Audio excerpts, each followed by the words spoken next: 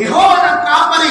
ఈరోజు క్రైస్తవులుగా దేవుని సన్నిధిలో ఉన్న మనము, క్రైస్తవులుగా ఎదుగుతున్న మనము దేవుని సన్నిధిలో ఎలా ఉండాలి అంటే we should depend upon the God. దేవుని మీద ఆధారపడేవారిగా ఉండాలి. నీ బలము నీకు సపోర్ట్ చేయలేదు, నీ ధనము నిన్ను కాపాడలేదు, నీకున్న శక్తి నిన్ను బయటకు తీసుకురాలేదు.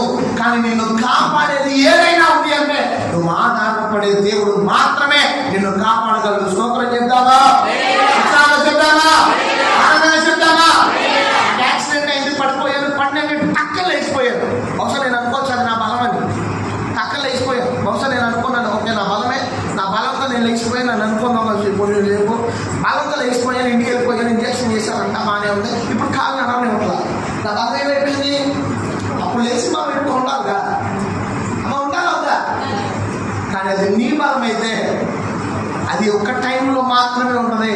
అదే దేవుడిచ్చే బలం అయితే అది ఎల్లవేళలా ఉంటుంది. స్తోత్రం చెప్తామా? హల్లెలూయా. అందుకని ఇక్కడ భక్తుడైన దావీదు ఏం చేస్తున్నాడంటే తనకు తను సంబోధిస్తూ ఈ మాటలు అంటున్నాడు, లార్డ్ ఇస్ మై షెపర్డ్. తండ్రి నీవు నా కాపరివి, యెహోవా నా కాపరి అంటున్నాడు.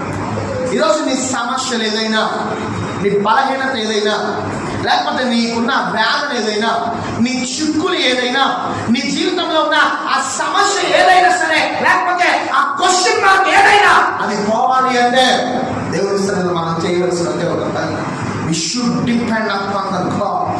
దేవుని మీద ఆధారపడేవారిగా ఉండాలి. స్తోత్రం చేద్దామా? ఉత్సాహం చేద్దామా?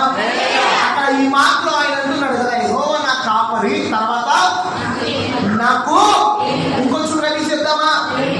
లేమి అంటే నాకు ఏది కొదువా లేదు అంటే దానికి అర్థం ఏంటి?